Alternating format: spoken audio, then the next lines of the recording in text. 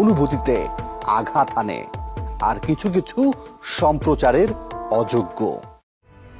সৌদিতে যারা ঢুকে তারা ঈমান আমল সব হারিয়ে ফেলে, কারণ পৃথিবীর সবচেয়ে নিকৃষ্ট জায়গা হচ্ছে সৌদি।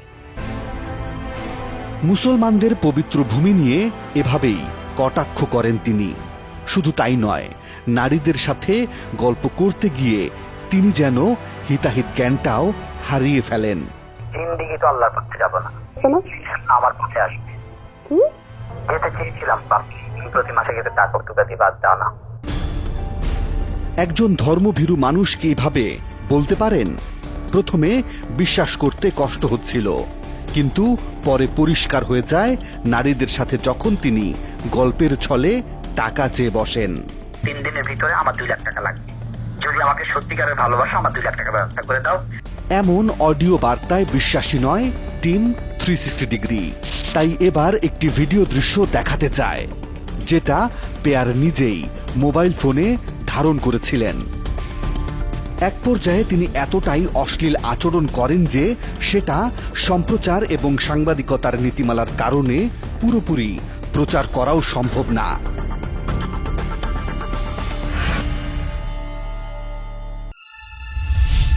এটা কি আসলেই আহসান হাবিব পেয়ারের ভিডিও দৃশ্য, নাকি কেউ তার বিরুদ্ধে অভিযোগ এনে তাকে ফাঁসানোর চেষ্টা করছে?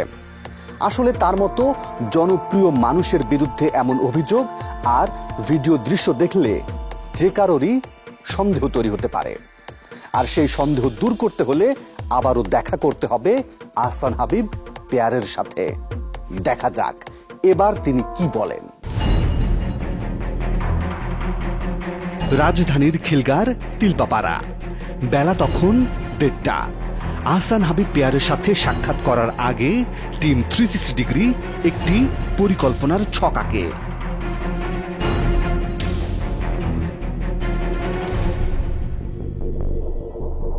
এই ভবনের 5 তলাতেই থাকেন আহসান হাবিব পেয়ার। ভবনের ভেতরে ঢুকে পড়ল টিম 360 ডিগ্রির সদস্যরা। নক করতেই ভেতর থেকে দরজা খুলে দেয়া হলো। ভেতরে ঢুকতেই দেখা মিলল তার। ভর দুপুরে তিনি ঘুমোচ্ছিলেন।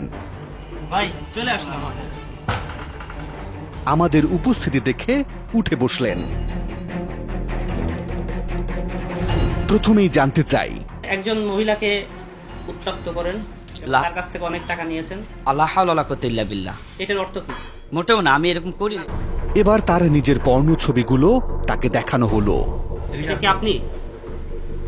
এগুলো এডিটিং করা যায় ভাই। এগুলো প্রযুক্তির কারসাজি বলে দাবি করলেন তিনি। এসব ছবি যে এই কক্ষে বসেই তুলেছেন তার একটা প্রমাণও পাওয়া গেল। সুইস, এই যে বাসার সুইস। এগুলো আমার কারোর সাথে করা না ভাই, এগুলো ছবি আমার ক্যামেরাম্যান করেছে ভাইজান। ক্যামেরাম্যানের সামনে আমি গোসল করে আসতাম, ও থাকতো বাইরে বাথরুমে। ক্যামেরার সামনে এতক্ষণ ধরে এত ছবি তুললো, আধা ঘন্টা ধরে তুললো ক্যামেরাম্যান। আপনি জানেনই না ক্যামেরাম্যান আছে? ভাই আমি ঘুমে থাকি, আমার হিসাব থাকে না। আপনি তো বাথরুম থেকে আসছেন, ঘুমে তো ছিলেন না। কোন ধরনের কথা? বিষয়টি আরো পরিষ্কার হবার জন্য তার সামনে তারই ধারণ করা ভিডিও দৃশ্যগুলো দেখাতে শুরু করলো টিম 360 ডিগ্রি। আপনার পুরো ভিডিও আছে, কথা আছে। এগুলো তো আমার ক্যামেরাম্যানে করেছে।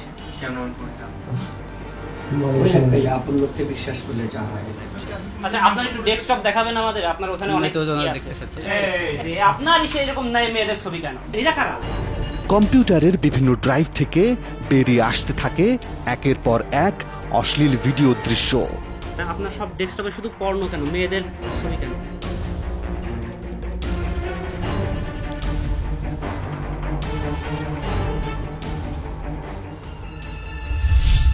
সব অভিযোগ যখন একের পর এক পরিষ্কার আর স্পষ্ট হতে থাকে, তখন বোবা হয়ে যাওয়া ছাড়া আর উপায় কি? ফেসবুক আর ইউটিউবের পর্দায় আপনারা যে পেয়ারকে দেখেন, পর্দার আড়ালে কি তার পুরোপুরি উল্টো? এই বহুরূপী আহসান হাবিব পেয়ারের অনেক অপকর্মের তথ্য প্রমাণ নিয়ে আপনাদের সামনে হাজির হব, তবে আরো একটা বিরতির পর।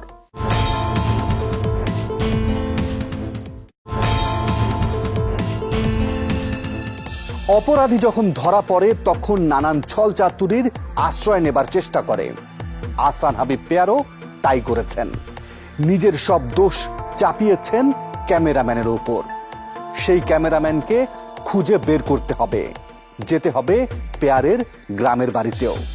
কে জানে, সেখানেই হয়তো পাওয়া যেতে পারে অপকর্মের রাত সাক্ষীকে। টিম 360 ডিগ্রির এবারের গন্তব্য নোয়াখালী। নোয়াখালীর চাটখিল উপজেলার বদলকোট গ্রাম। এটা আহসান হাবিব পেয়ারের গ্রামের বাড়ি। মধ্যবিত্ত পরিবারের এই বাড়িতে পেয়ারের 4 ভাই থাকলেও তিনি একা ঢাকায় থাকেন। পেয়ারের জীবন বিলাসিতায় কাটলেও তার 4 ভাইয়ের জীবন চলে স্বাভাবিক গতিতে।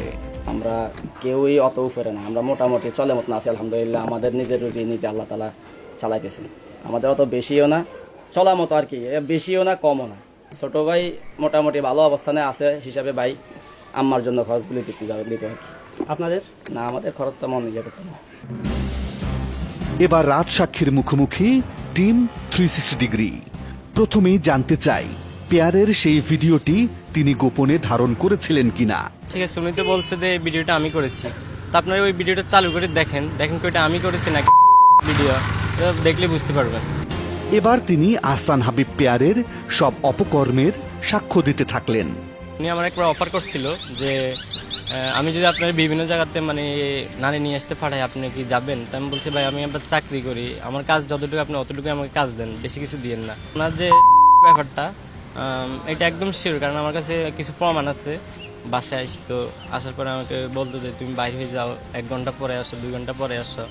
আর কিভাবে ধোঁকা দিয়ে লাখ লাখ টাকা কামাতেন সেটাও তুলে ধরলেন জাভেদ। কেউ প্রশ্ন করছি ভাই 50,000 টাকা দিয়ে আপনার ইনকাম কি? তুমি আমাকে বলছে যে আমি যদি এখন 1 লাখ টাকা দিই আমার 1 কোটি টাকা ইনকাম হবে, আর যদি 50,000 টাকা দিই আমার নিচে 5 লাখ টাকা ইনকাম হবে। আমি বলছি কিভাবে? তুমি বলছে যে লোকে দেয়, আমি 50,000 টাকা তো দিয়ে দিছি, হ্যাঁ এটা শেষ। আর ভিডিওগুলো যারা দেখে তারা প্রতিদিন এরকম ফোন দেয়, ভিডিও দেয়। সেই টাকা কি সব গরিবদের হাতে পৌঁছাতো? দেখা যাক পেয়ার কি বলেন। আমরা যাকে হেল্প করি তা সরাসরি অনলাইনে দিয়ে দিই এবং ভিডিও সহকারে। AHP টিভির নামে ইউটিউব চ্যানেলে তিনি মোট 134টি ভিডিও প্রচার করেছেন। তার মধ্যে 34টিতে দুঃখী মানুষকে সাহায্য করতে দেখা যায় তাকে। এই 34টি ভিডিওতে দেখা যায় তিনি 2,76,000 টাকা দান করেছেন। এর মধ্যে সবচেয়ে বেশি 80,000 টাকা দিয়েছেন শিশু মুক্তামণিকে, আর অধিকাংশ দানগুলো 1 থেকে 5,000 টাকার বেশি না। প্রতিটি ভিডিও প্রচারের সাথে তিনি নিজের 2টি বিকাশ নাম্বার দিতেন, আর ফেসবুকে দিয়ে দিতেন তার ব্যাংক হিসেব নাম্বারগুলো। যারা বক্তা আমি তাদেরকে বলতে চাই যে আমার নাম হয়তো সবাই শুনছে, যে আমি ক্যামেরাম্যান ছিলাম, সবাই আমার পরিচয় জানে। যে ওনার যত টাকাগুলো সবাই আমি করতাম, বিকাশ নাম্বার আমি দিতাম, কোন অ্যাকাউন্টে কোন বিকাশে কোন ইয়েতে টাকা বেশি 50,000 টাকা খরচ করে ওনার 5 লাখ টাকা ইনকাম করার কোনো ব্যাপারই ছিল না। অনুসন্ধানের তথ্য বলছে গত 2.5 বছরে জনতা ব্যাংকে 26,91,000, ইসলামী ব্যাংকে 25 লাখ, আর 2টি মোবাইল ব্যাংকে আরো প্রায় 50 লাখ টাকা জমা পড়ে।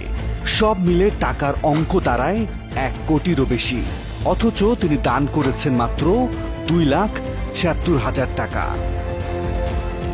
এর বেশিরভাগ টাকা আসতো মধ্যপ্রাচ্য থেকে। অসহায় মানুষের টাকা মেরে খাওয়ার প্রতিবাদ করেছিলেন তার ক্যামেরাম্যান জাভেদ। আমি চাকরি ছাড়ার কয়েকবার করছিলাম আর কি। তিনি বলছে ঠিক আছে চাকরি ছেড়ে দিবেন, ভালো কথা, তবে আমার এগুলো যদি কাউকে বলেন তাহলে আপনাকে এমন একটা কেস আমি মামলাতে ঢুকে দিব থানাতে, আপনার কল্পনা করতে পারবেন না। হামলা মামলার ভয় দেখিয়ে এই ক্যামেরাম্যানের মুখ বন্ধ করে রাখতে চেয়েছিলেন আহসান হাবিব পেয়ার। ধর্ম আর মানবতাকে ব্যবহার করে শুধু আহসান হাবিব পেয়ারই নন, এদেশের অনেক উচ্চবিত্ত পরিবারের সন্তানেরাও সামাজিক যোগাযোগ মাধ্যমে দুস্থ আর নির্যাতিতদের সহায়তার কথা বলে রীতিমতো ফাউন্ডেশন গড়ে হাতিয়ে নিচ্ছেন কোটি কোটি টাকা। সেদিকেও কিন্তু নজর রাখছে টিম 360 ডিগ্রি। কোনো এক সময় এগুলো নিয়ে আমরা হাজির হব। তাহলে এবার আহসান হাবিব পেয়ারের একটা সূক্ষ্ম কারচুপি খোলাসা করা যাক। সাতক্ষীরার মুক্তামণি। প্রধানমন্ত্রী শেখ হাসিনা এই মুক্তামণির চিকিৎসার সব খরচ নিজে দায়িত্ব নেবার পরও এই শিশুর কাছে হাজির হয়েছিলেন আহসান হাবিব পেয়ার। টাকাটা বড় কথা নয়, নতুন আর সুন্দর মুক্তামণি, এটা আপনার জন্য। হ্যাঁ, টাকা দেওয়ার এই দৃশ্য দেখিয়ে পেয়ার আসলে কৌশলে মানুষের কাছ থেকে সাহায্য চান। আমরা আছি মুক্তামণির সাথে, আপনারাও থাকবেন মুক্তামণির পাশে। ব্যবহার করেন নিজের মোবাইল ব্যাংকিং অ্যাকাউন্ট নাম্বার। এরপর মুক্তার নামে টাকা আসলেও এর একটি টাকাও মুক্তার হাতে পৌঁছায় না, কারণ ভিডিও প্রকাশের পর তিনি আর কখনোই কারো সাথে যোগাযোগ করেন না। ওই দিনই টাকা দিয়েছিল, ওই দিন ছাড়া আর কোনো টাকা দেয়নি। আর কোনো টাকা দেয়নি? না না না, আর ওই আসেও দিন নাই খোঁজ দিতে? না, আর তো আসেনি উনি। এমন উদাহরণ ভুরি ভুরি। অসহায় বঞ্চিত মানুষের পাশে এগিয়ে আসো। নোয়াখালীর জামাল মিয়া একজন প্রতিবন্ধী রিকশা চালক। তার দুঃখ কষ্ট দেখে আহসান হাবিব পেয়ার তাকে নিয়ে একটি ভিডিও প্রতিবেদন তৈরি করেছিলেন। সেখানে একজন স্থানীয় সাংবাদিকের নাম্বার সহ তার নিজের নম্বরটিও প্রকাশ করেন। এবার জানা যাক স্থানীয় সাংবাদিকের বিকাশে কত টাকা এসেছিল। আমার নাম্বারে জামাল ভাইয়ের জন্য নগদ প্রায় 2.5 লাখ টাকার মতো আসছে, এবং আরও 2টা রিক্সা আসছে 1 লাখ টাকা মূল্যের। প্রায় এভারেজে 3.5 লাখ টাকার মতো আসছে, যেটা আমরা আমাদের স্থানীয় জনপ্রতিনিধির মাধ্যমে জামাল ভাইকে এগুলো হস্তান্তর করছি। তাহলে তো পেয়ারের বিকাশে আরো বেশি টাকা আসার কথা। যতটুকু জানছি তার নাম্বারও কিছু টাকা গেছে। এই ব্যাপারে আমি যখন তাকে জিজ্ঞেস করছি, উনি বলছে যে কোনো টাকা পায় নাই। এই কথার পর আমি ওনাকে বলছি যে আমাকে একজন বলছে যে কিছু টাকা আপনার কাছে দিয়েছে। এর উত্তরে সে বলছে আমাকে যে টাকাটা অন্য একজনের জন্য দিয়েছে, আমার কাছে জামাল ভাইয়ের জন্য আমার কাছে কোনো টাকা দেয়নি। এবার জামাল মিয়ার কাছ থেকে জানা যাক পেয়ার তাকে কত টাকা দিয়েছিলেন।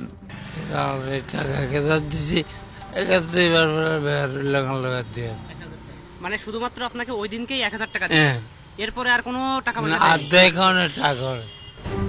এই তাহলে অবস্থা। আবারও পেয়ারের বাসায় যাওয়া যাক।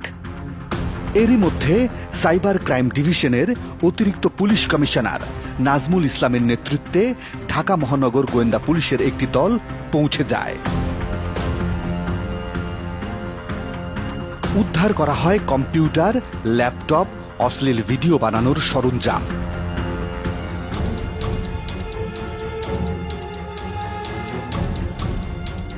পরে রিমান্ডে আরো বেশ কিছু তথ্য পায় গোয়েন্দা পুলিশ। এই বাসাটা, ফ্ল্যাটটা সেই কিনেছে, কিন্তু সে নামে বেনামে কিনেছে, সে তার নামে কিনে নাই। আর আমরা 2টা গাড়ির খবর জেনেছি, গাড়ি 2টাও তার নামে না, এই মহিলার নামে। কিছু ভণ্ড মানুষ আছে যারা ইসলামকে ব্যবহার করে, ঢাল হিসেবে ব্যবহার করে নিজেদের দুনিয়া কামাই করে নিচ্ছে। এটা চরম অন্যায়, এবং এ ব্যাপারেও আমার মনে হয় যে আইন থাকা দরকার এবং সরকার এ ব্যাপারে পদক্ষেপ নেওয়া দরকার, যে যারা এই ধরনের কাজ করছে তাদেরকেও আইনের আওতায় এনে বিচার করা উচিত। এখনো মানুষের মাঝে মনুষ্যত্ব, মানবতা আছে বলেই আপনারা একে অপরের সহায়তায় এগিয়ে যান। কেউ টাকা পয়সা, কেউ শারীরিক শ্রম, কেউ বা শুধু সহানুভূতি নিয়ে বাড়িয়ে দেন সাহায্যের হাত। আমরা জানি আমাদের এই অনুসন্ধান অনেকের বিশ্বাসে চির ধরাবে, কিন্তু তাই বলে আপনারা যে বিশাল মন নিয়ে একে অপরের সহায়তায় এগিয়ে যান সেটা নিশ্চয়ই বন্ধ করবেন না। শুধু একটু খেয়াল রাখবেন আপনার রক্ত ঘামে পরিশ্রমের টাকা যা দিয়ে আপনি কোনো অসহায়কে সহায়তা করতে চান তা যেন কোনো ভণ্ড প্রতারকের হাতে না পড়ে। প্রিয় দর্শক, আপনাদের কাছে কোনো সুনির্দিষ্ট তথ্য কিংবা অভিযোগ থাকলে আমাদের সাথে যোগাযোগ করতে পারেন। আমাদের সাথে যোগাযোগ করার মাধ্যম 4টি: ফেসবুক, SMS, ইমেইল এবং মুঠোফোন। আজ তাহলে এ পর্যন্তই। তবে কথা কিন্তু একটাই, ভালো থাকবেন, ভালো রাখবেন।